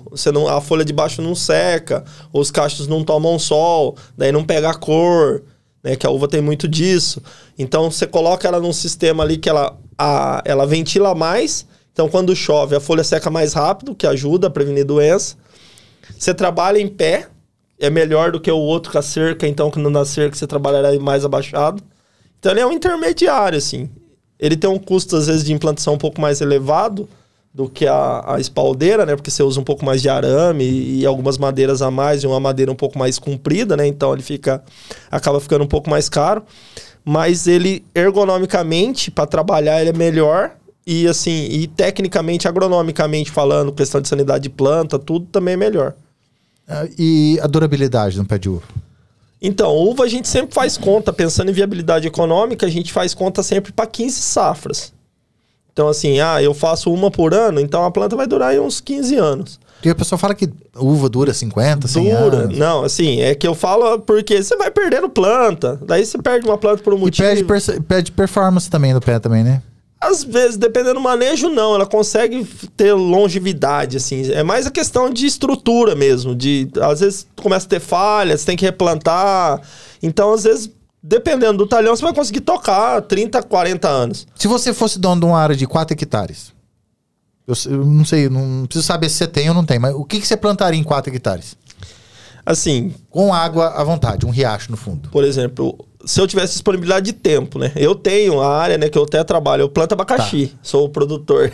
Tô brincando. Eu sou produtor, né? Sério? Depois eu quero saber disso também, cara. Eu tenho um pouquinho de abacaxi lá. Tenho 8.000 plantas. Mas eu penso assim, que você tem que entender o limitante seu. É investimento e mão de obra. Assim, você vai trabalhar, você vai estar lá, você vai fazer. Então, assim... Se você estiver lá, mas tá o marido e a mulher, assim, a mulher tem que fazer o serviço de casa. Eu tô dando uma suposição de uma família que tá o marido com energia, tem um filho adolescente que estuda, que pode dar uma forcinha pro pai às vezes um dia ou outro, e a mulher tem que lavar e passar, mas de vez em quando ajuda o pai num momentinho ali. Eu teria uma estufa, isso é fato. Uma estufa? Pelo menos uma, mas uma estufa aí desse padrão que a gente tem aqui, dessas tomate, pepino, pimentão? Isso. Ou você ia plantar E teria alguma coisa que eu colhesse de safra, de pancada. Por exemplo, a uva, que eu colho tudo de uma vez. O café, talvez, que eu colho tudo de uma vez. E o café ainda tem a questão de eu poder guardar, né? Dele não ser perecível, que é uma coisa interessante para uma propriedade, você ter uma reserva, né? Então, um abacate... Por exemplo, alguma coisa, por quê?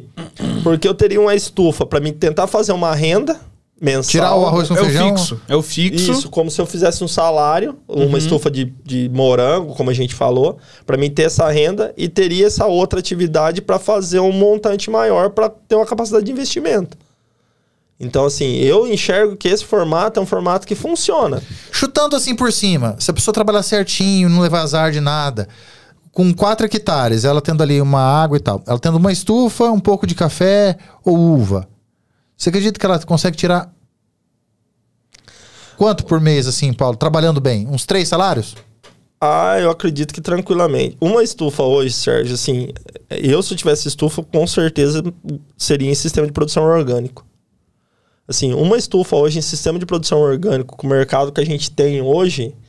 A gente se fatura em torno de uns 50 mil reais por ano com uma estufa. Uma só. 50 vai dar o quê? Vai dar em torno de 4 mil por mês. Então, pôr aí que você tenha você tire 10 mil de custeio e sobre 30. 40 mil, você vai ter 3 mil reais aí, 3 mil e alguma coisa só da estufa. E é interessante saber que, por exemplo, assim, área rural, conta que o pessoal não faz. O cara tem uma galinha caipira, tem um porquinho. Quem tem uma propriedade de 4 hectares às vezes tem tudo. Às vezes tem um vizinho que tem um leitinho que sai barato, às vezes até ganha.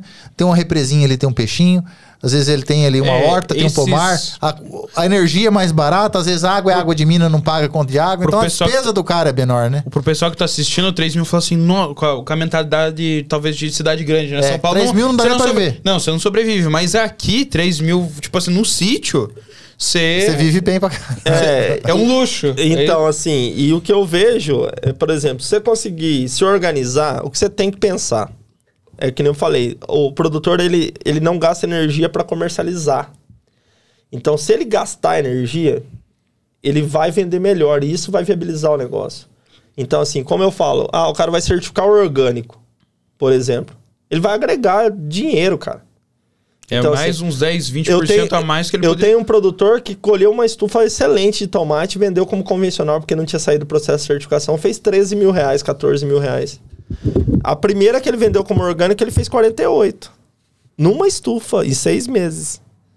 Entendeu? Então, assim, gasta energia para certificar, tem que ir atrás, tem que pagar a certificação, tem que ficar escutando o técnico aqui buzinar na cabeça, tem, mas devolve.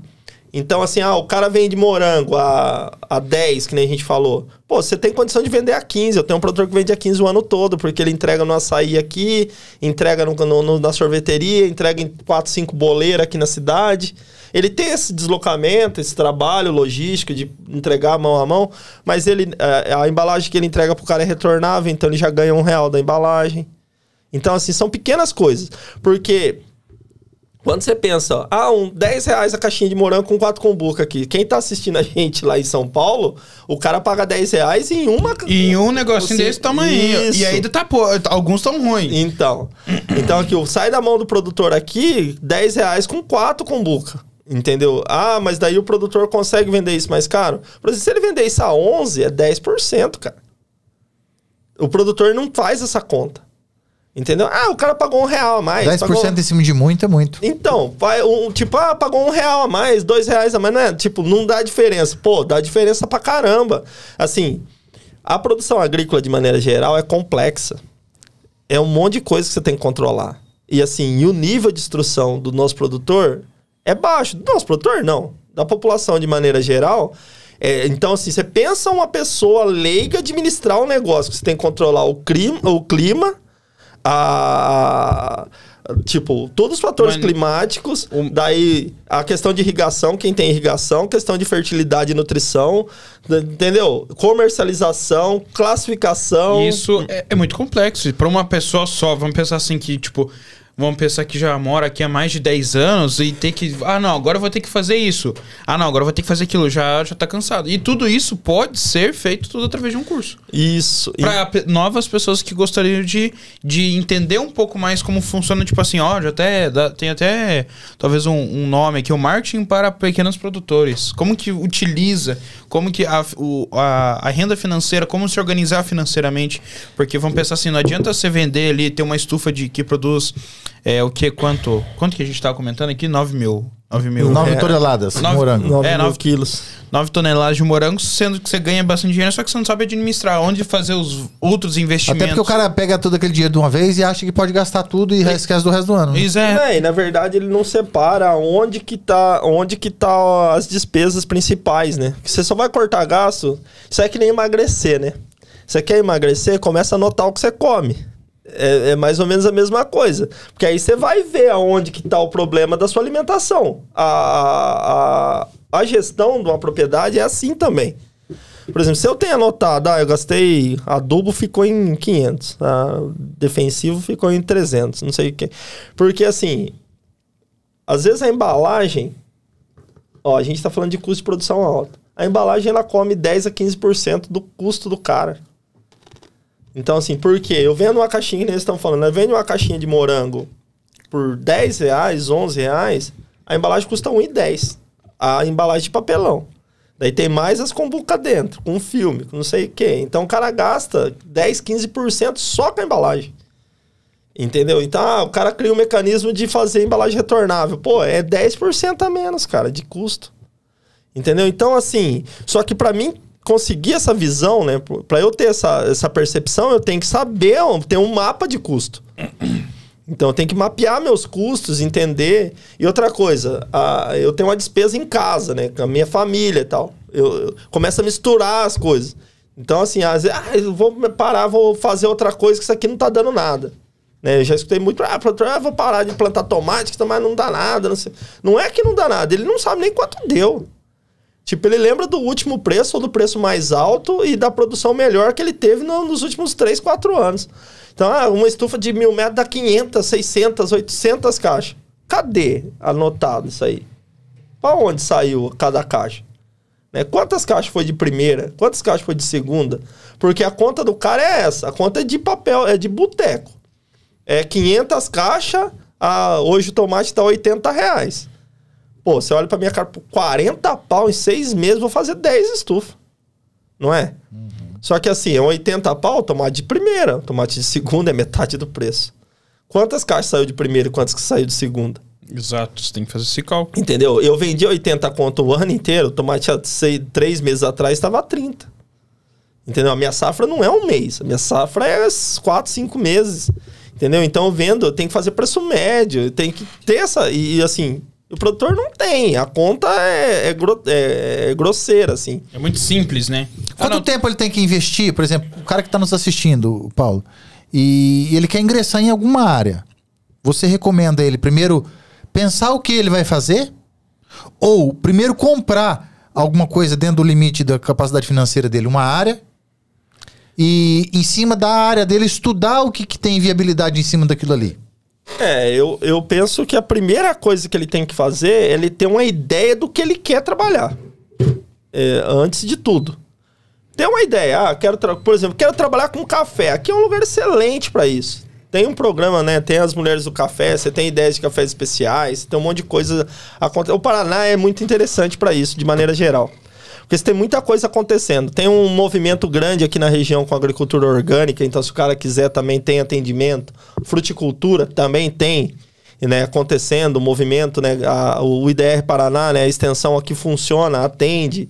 Lógico, alguns municípios com uma limitação de gente, né, que o estado às vezes não tem capacidade operacional em todos, mas de alguma maneira o cara vai ser atendido, ou tem uma associação perto, ou tem uma cooperativa, ou tem alguém que vai dar algum tipo de suporte para ele. Mas a primeira coisa é o cara visitar uma propriedade. Assim, eu falar para ele que tomate orgânico dá dinheiro é uma coisa, o produtor falar para ele é outra coisa. Então, assim, quem fica lá no sol, lá 40 graus dentro de uma estufa é o produtor. Se o produtor tá ficando lá, tá sofrendo e tá contente, então, assim, para quem quer entrar, pô, vou entrar nesse negócio, esse negócio tá legal, entendeu? Então, assim, não adianta a gente vender essa imagem. Acho que nada melhor que o depoimento do produtor. E, assim, a visita liberta. Assim, a visita liberta. O produtor, assim, conversa no escritório, a gente está à disposição nos escritórios aí, né, do IDR Paraná. Pessoal, quero plantar tal coisa. Tem município que vai ser mais viável uma fruta do que outra, que já tem coisas acontecendo. Então, assim, é que nem eu falei, você não precisa ser diferente. Você precisa fazer diferente. O que todo mundo tá fazendo. Então, assim, eu vou plantar morango em Jaboti. Dá pra plantar? Tem 400 produtores lá. Dá pra plantar morango em Jabuti? Dá pra ganhar dinheiro com morango? Dá. Tem associação, tem um canal de escoamento. Se eu fizer um morango diferente, certificado, embalagem diferente, eu vou vender mais caro. Né? E vou ganhar dinheiro. Dá pra fazer tomate. Aqui tem 150, 200 estufas aqui em Japeri-Baiti. Dá pra me produzir tomate aqui e ser um pouco diferente do restante da galera? Dá, faço orgânico. Ou planto um tomate pequeno, mini tomate... Faço orgânico, vendo um preço melhor, busco a cooperativa de orgânico, converso, vejo qual que é a percepção do presidente, o que ele acha, se ainda cabe mais gente. E os caras são bons de iniciativa, né? Esses presidentes da associação, da cooperativa, esses caras são bons de ajudar, né, cara? Assim, o que eu vejo é que você precisa ter organização. E assim, o canal, você trabalha com a imobiliária, tem muita gente interessada, tá tomando essa decisão de comprar ou não uma propriedade e tal. Então, assim, a iniciativa do cara é ter essa percepção que ele não... Nada que ele faça na agricultura, ele vai comprar hoje e vai estar ganhando dinheiro depois de 2 meses, né? Então, assim, ele precisa ter uma organização financeira também, saber em quanto tempo eu vou investir e como que eu vou começar a ter retorno. Por exemplo, eu vou plantar uva, eu tenho que ficar 10 anos na atividade, porque eu tenho um custo de implantação e eu tenho que diluir esse investimento no período que a vida útil... Não tem como errar. A vida útil do pomar. Mesma coisa, vai fazer uma estufa. Pô, vou pôr 30 mil reais numa estufa. Né, numa estufa de tomate, por exemplo. Gastei 30 mil reais para construir. Eu sei que aquela estrutura, ela aguenta, vamos por 5 anos, né, sem mudar. Então, eu vou pegar os 30 mil e vou dividir por 5. Então, eu não gastei 30, eu gastei 6 mil por ano. Então, assim, eu não tenho que plantar a primeira lavoura de tomate e tirar os 30 mil daquela primeira lavoura de tomate. Né? Que negócio que você vai pôr dinheiro e você vai tirar todo o dinheiro do investimento em 6 meses? Se tiver um negócio desse aí, tá todo mundo rico, né? Então, assim, por quê? Você comprou um posto de gasolina, você vai tirar o dinheiro do investimento em... Sei lá, você vai tirar em 10 anos, 15 anos, né? E é um negócio assim também. Então, comprei o sítio, beleza. É um investimento, vai render, o que a gente já falou que valoriza. Então, esqueça esse dinheiro tá empatado num negócio. Eu vou fazer uma estufa. Então, eu vou pôr 30 mil ali em outro negócio. Ah, mas eu tenho que tirar esse 30 mil nessa primeira safra? Não. Esse negócio aguenta 5 anos produzindo. Então você pode diluir esses 30 mil em 5 anos. Que daí daria o quê? 6 mil por ano. Isso.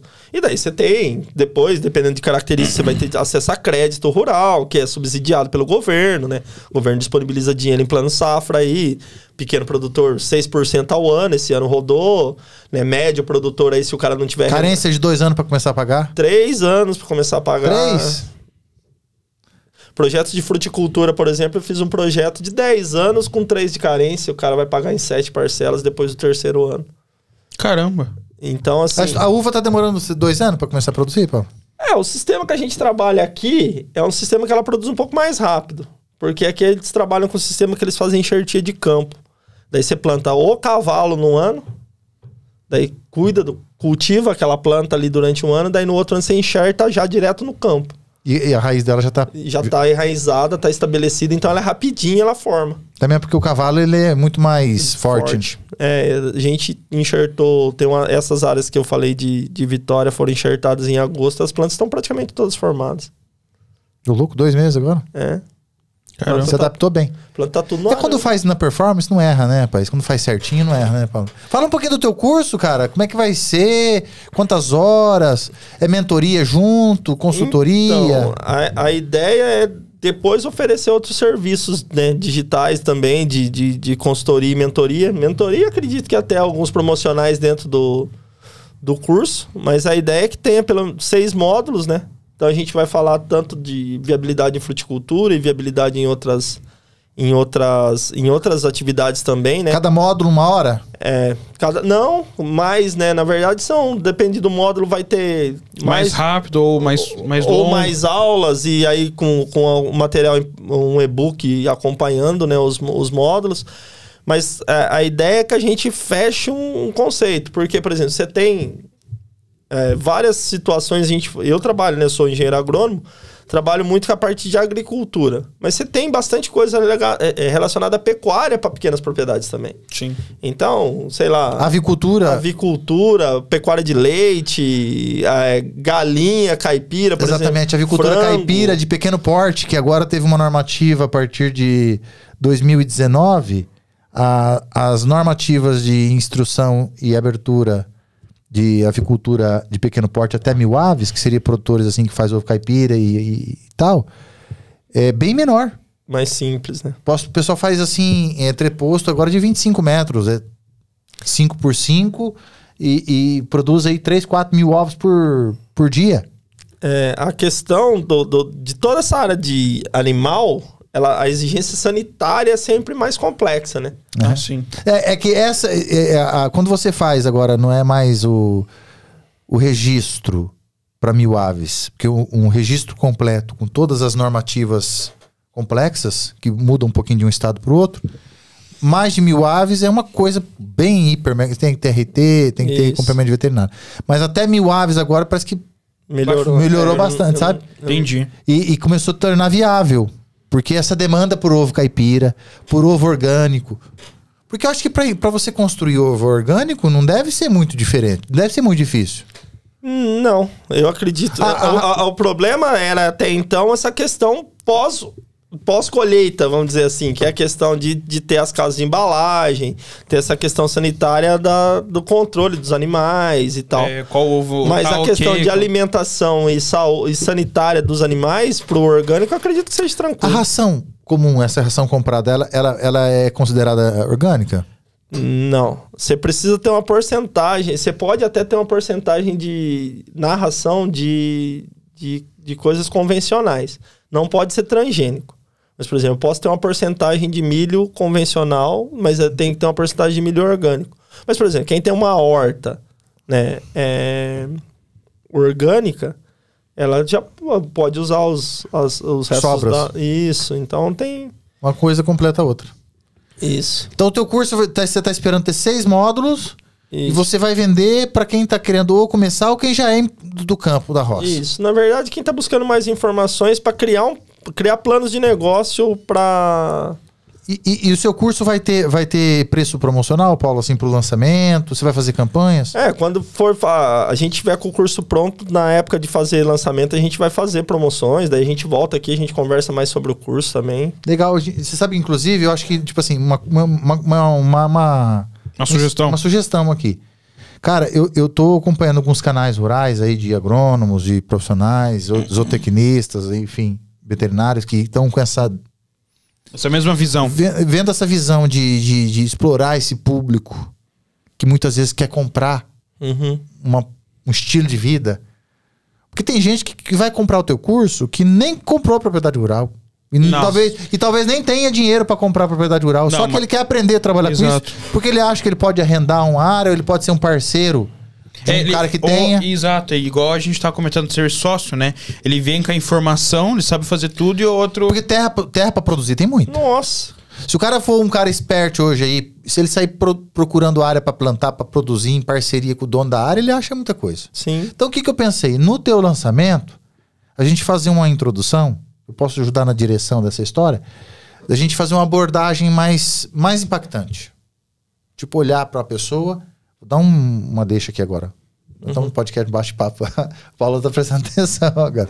Da gente fazer um negócio mais ou menos assim, Paulo. A gente olha para a câmera, você olhando para a câmera, você conseguir vender o estilo de vida junto com a técnica, né? Você tá pensando em mudar de vida? Sair da cidade, do estresse da cidade, tá estagnado, não aguenta mais ficar na cidade? Que tal você produzir no campo?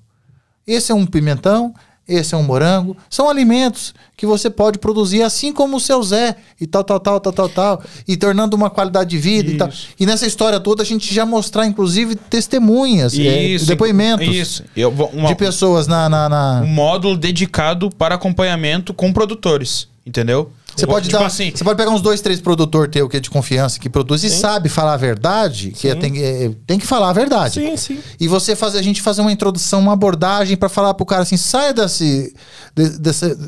vida que você tá vivendo, que tal você começar a mexer com o campo? É possível você ganhar dinheiro com isso.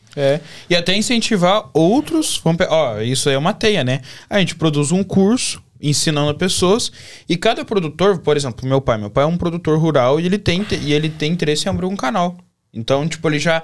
Pra quem quer saber mais a fundo sobre o produtor X, ou no caso o meu pai, já linka com o canal dele. Lá no canal dele já tá tudo esquematizado, com vídeos um pouco, vamos pensar, não tão profissionais, mas mais simples, que se aproximam mais com a pessoa que tem interesse, entendeu? Naquela cultura, por exemplo. É que, na verdade, você tem que trabalhar essa questão da linguagem mesmo, porque a questão técnica, vamos dizer assim, você vai dar um curso de gestão, de tomada de decisão. Na verdade, o curso, a ideia é essa. É um curso para ajudar o produtor a tomar uma decisão. Sim. Se ele vai comprar ou não, ou se ele já comprou, se ele vai produzir ou não. Sim. Porque também tem isso. Tem gente que quer comprar uma propriedade, mas não quer produzir. Vai cercar ali um quintal em volta da casa, plantar um pé de laranja e um pé de limão e ter uma horta.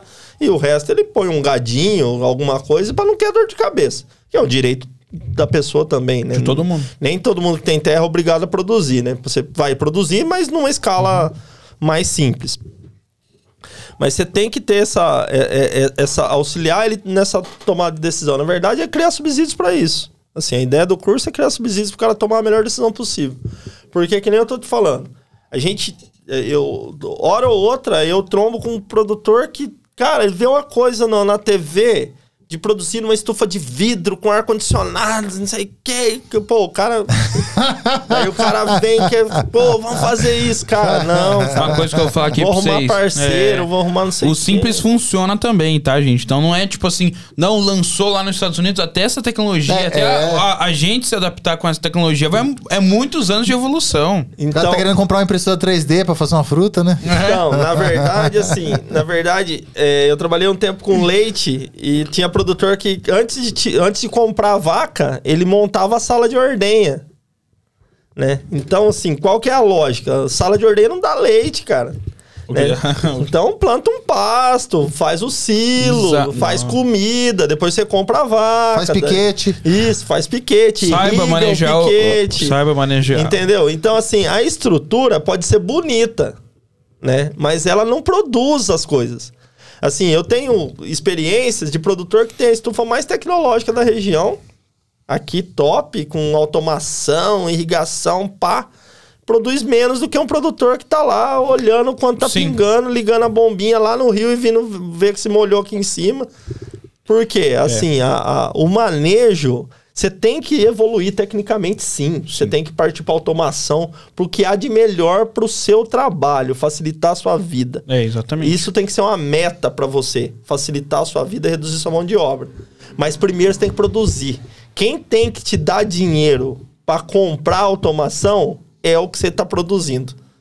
Entendeu? Você não pode tirar de outro lugar. Não pode tirar de outro lugar. Entendeu? Eu faço o mínimo para mim ganhar dinheiro. Que nem eles estão falando, vou fazer uma estufa de 1.000 metros. Por exemplo, o cara comprar uma chácara na Vila Rural. O projeto da Vila Rural aqui do Paraná eu acho fantástico. Eu acho que isso não podia ter parado nunca, cara. Não, é verdade, você concordo. Fazer as vilas rurais com 5.000 metros quadrados. Eu fui num produtor hoje de uva em Japira lá. O cara tem 3.000 plantas de uva numa chácara da Vila Rural. Acho fantástico. Fantástico. Acho fantástica a ideia da Vila Rural. Por exemplo, o cara comprou uma chácara, 5.000 metros quadrados. O cara vai pôr uma estufa, 1.000 metros quadrados. Vai pôr 10.000 pés de morango lá dentro.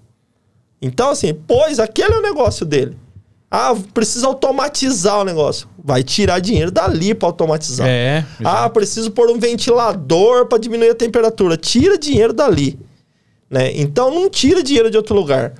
Eu atendi um produtor de leite, sempre falava para ele, eu vou comprar uma ordenhadeira que joga leite, não sei não. Falei, cara, compra uma vaca. Falei, compra uma vaca. Com o dinheiro da vaca, você compra a ordenha. Ele vai fazer o financiamento para comprar a ordenha. Não compra. Faz o financiamento para comprar a vaca. Com o dinheiro da vaca, você compra... Aquela vaca... A Betina ali vai pagar o teu novo... Isso, entendeu? Teu novo sistema ali. Então, por quê? Se eu tiro leite com um sistema que não é canalizado, eu tiro 300. Se eu comprar um sistema canalizado, eu pago 40 pau no sistema... Vai facilitar a minha vida. Vou parar de pegar tambor e virar tambor. Sim. Vai descansar meus braços. O trabalho é totalmente... Mas eu vou continuar tirando 300 litros. Exatamente. O meu pai tava me falando assim, filho, só pra você ter uma noção. Hoje a gente tá com 3 vaquinhas. Produz ali... Agora esqueci quanto a produção de leite lá do pai. E ele comparou com uma outra pessoa ali que tem 40 vacas, paga trabalhador, paga óleo pra ajudar e ganha a mesma coisa que meu pai. Então, tipo assim, o meu pai tem, claro, o meu pai tem que levar o leite lá no vizinho pra poder, lá no resfriador, tem todo esse negócio, mas tira a mesma renda. A dor de cabeça que meu pai tem com 3 vacas é totalmente outra que o cara que tem de 40. Então, é isso, assim, porque o produzir bastante e o ganhar dinheiro na agricultura ela não é um linear, entendeu? Em algumas atividades, muito pior. Leite é um exemplo disso. Eu conheço produtor de leite que tira 1.000 litros e ganha menos que um outro que tira 300. Porque o custo muda. E para tudo isso, assim, você tem que ter um entendimento do seu sistema. E assim, e o simples funciona. Então eu não preciso ter uma estufa tecnológica para produzir. Eu preciso entender o que a planta precisa para produzir. O conceito da coisa, né? E entregar para a planta o que ela precisa. E daí se pode ser mais fácil para mim, se eu posso ligar a irrigação pelo celular, ou se eu tenho que ir lá na mina ligar a bomba, aí é outros 500. Mas se eu, no começo, eu vou ter que ir lá ligar, eu acordo de manhã, vou lá e ligo, e depois eu, com o passar, mas eu preciso tirar o dinheiro para ligar, para montar a automação, tirar dali. Entendeu? Se eu ficar toda hora tirando dinheiro de fora, que eu vejo assim, o cara é bem aposentado, muda pro sítio. Daí tudo dinheiro que o cara pega, o cara puf, e fica colocando dinheiro no negócio. E nunca tira. O cara vai enjoar, o cara vai vender aquilo, o cara vai embora, cara. Não quer saber. Então, assim... não dá retorno. É legal você vir com uma renda, é legal. Aposentadoria do INSS tá, né? E a tendência não é melhorar, né? Eu quero, vou pegar o dinheiro do fundo de garantia, vou investir no negócio. Investiu, legal. Né? Comprei uma propriedade, vou fazer um negócio para tirar dinheiro dali. Eu vou ter a renda de aposentadoria, mas eu preciso tirar a renda. Então, beleza. Separa os negócios. Minha aposentadoria, minha chácara. Eu sempre brinco com isso. Muda pro sítio, faz uma cerca em volta de casa, e aquilo ali é sua casa, né? Aquilo é um negócio. Aqui, então, lá fora da cerca é outro, outro negócio. É uma outra empresa. É outra empresa, né? Eu falava isso pros produtores de leite, que tirar leite é um negócio, criar bezerro é outro negócio. É exato, verdade. Entendeu? Então é isso. O produtor, ele precisa ter esse entendimento de que são vários negócios. Se ele começar a misturar os negócios, uma que ele se perde, que não consegue entender. Não tem pé nem cabeça. Isso, não consegue entender o que tá dando lucro, da onde tá saindo, da onde tá tirando dinheiro. Então ele precisa separar isso para ele conseguir administrar. Porque às vezes você tem duas atividades, você acha que uma não tá te dando nada e é a que tá te dando. Porque a outra às vezes tá te consumindo mais, o custo da outra é maior. Às vezes a receita é maior, mas o custo é maior, então ela te quebra. Então, assim, mas para você ter essa percepção, você tem que mapear. Você tem que anotar, você tem que saber, tem que dividir. Existem uns formulários prontos que você, como profissional, pode orientar a pessoa a ter? Na verdade, existe um monte de coisa pronta, mas é o básico de você anotar. Sabe? De você pôr no safra por safra, talhão por talhão, talhão 1. Despesa e receita. Tem 2 estufas. A estufa 1, comprei muda de tomate, comprei calcário, comprei não sei o que. Vendi. Vendi da 1, tal coisa. Vendi da 2, tal coisa. A estufa 1 deu tanto, a 2 deu tanto. Assim, é o básico, assim. Mas, assim, é questão de hábito. A gente não tem o hábito de fazer isso na nossa rotina, né? De residência, de doméstica, né? Porque... De ver quanto que a gente tá gastando no mercado, quanto que a gente tá gastando ali. Se talvez o produto de limpeza que eu passo no vaso não tá deixando eu colocar tal coisa ali em cima da mesa, entendeu? Então, tudo isso tem que ser calculado. Então, assim, aonde eu posso economizar? Eu consigo reduzir a energia. Tô tomando banho de meia hora, eu consigo trazer isso para 15 minutos. Essas coisinhas. Uhum. É mais ou menos é o básico da gestão, sabe? Legal, Paulão. Paulão, nós estamos esquecendo de falar alguma coisa, cara? Não, acredito que é só. Queria que você mandasse uma frase, antes que você encerrar, Nathan. Manda uma frase para quem vai começar.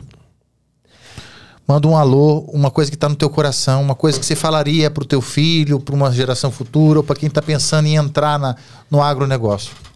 Quem vai trabalhar com agricultura precisa conhecer. Então, visite. A visita liberta. Então, e tente se enquadrar, né? Se enquadrar, que eu digo assim, capacidade de investimento, capacidade de mão de obra e localização da onde você está. Entender aonde você está e onde você pode chegar. Porque tem gente dando certo e dando errado fazendo as mesmas atividades. Então você tem que entender o que dá certo e copiar. E tentar melhorar o que está dando certo. E fugir do que está dando errado. É isso. Sim. Uau, parabéns. Show de bola. Paulão, infelizmente nós estamos chegando no final. Tem conteúdo, cara, para nós conversar até amanhã cedo. Você vai ser sempre bem-vindo aqui. Vamos conversar sobre você e o Nathan sobre o curso, qual que é a deixa e tal. Vamos procurar maximizar, aprimorar, melhorar o tempo, nós todos. Uhum. As ideias vão fluir aqui. Você é o profissional, você é o grande dono da ideia. Você que é o expert do curso. O Natan é audiovisual, ele vai te orientar para pegar uma boa captação de imagem, editar, fazer o que precisa ser feito. O marketing. Se precisar de uma forcinha na parte de direção, de criatividade, de venda, de abordagem de venda, eu posso dar uma força para esse público. Inclusive, eu gostaria de fazer uma parceria contigo no nosso canal, se você fizer um conteúdo legal. No canal da Imobiliária está uma média muito boa de visibilidade, de pessoas que estão querendo tomar essa decisão. Eu acho que lá no canal da Imobiliária vai ter uma boa venda. Eu acho que talvez seja até no Imobiliária Ibaiti Cortes, entendeu? Também. Daí o Imobiliário Ibaiti fica só para vendas de chácara e sítios. E quem quiser um conteúdo mais exclusivo... dá pra gente mexer nos dois. Porque eu acho que vai ser um lugar onde a gente vai conseguir clientes que querem saber um pouco mais a fundo sobre isso. E depois até, talvez, futuros compradores do curso que a gente tá querendo produzir. Porque é um mix de coisa muito grande. Você vai vender o curso, você vai vender consultoria, mentoria, você vai vender produtos que você vai poder orientar. Sim. Soluções. Sim. Parcerias com lojas, enfim, produtos que você recomenda. É muita coisa. Estamos ficando por aqui. É isso aí, né, Natanzão? Gigantesco. É isso aí, galera. Você quer mandar um abraço pra alguém? Um beijo? Alguém pra tua família que tá assistindo? Um abraço pra patroa? Mandar um abraço pra minha família, né? Pra esposa e pra minhas filhas. A esposa? É isso aí. Manda um alô pra ela, então. Um beijo pra ela. Um beijo, Ana. Um beijo pra minhas filhas. E é isso, cara. Os produtores aí, eu acho que tem muito mercado para agricultura familiar, agricultura em pequenas propriedades, né? Grandes produtores em pequenas propriedades. E dá para ganhar grana, dá para ter uma qualidade de vida boa. Tem que planejar, executar, ter gestão, ter assistência técnica, ter um pacote de serviços que permita você ganhar dinheiro e ter uma qualidade de vida legal. Bem na hora que eu ia falar, vai lá, Tazão, faz o finalmente. Isso aí vai ficar pro make-off. Calma aí. Bem na hora que eu puxar o ar pra falar, e daí viu o salgadinho. Eu vi que você cortou o cabelinho agora aqui, ficou meio diferentinho. Agora você passou a máquina embaixo. Eu tô. Você tá meio estiloso mesmo, meio videomaker. Mesmo. Cara, agora tem que fechar cliente top, né? Daí a gente tem que andar no estilo, né, minha gente? É isso aí, galera. A gente tá encerrando esse podcast. Muito obrigado por você ter assistido até aqui. Não se esqueça de se inscrever no nosso canal. Deixa aqui like, comenta aí sugestões para os nossos próximos vídeos. Link das nossas redes sociais e o contato também aqui do Paulo. A gente vai deixar tudo aqui na descrição pra vocês. E é isso, um grande abraço e até o próximo episódio. Falou! Tchau, tchau!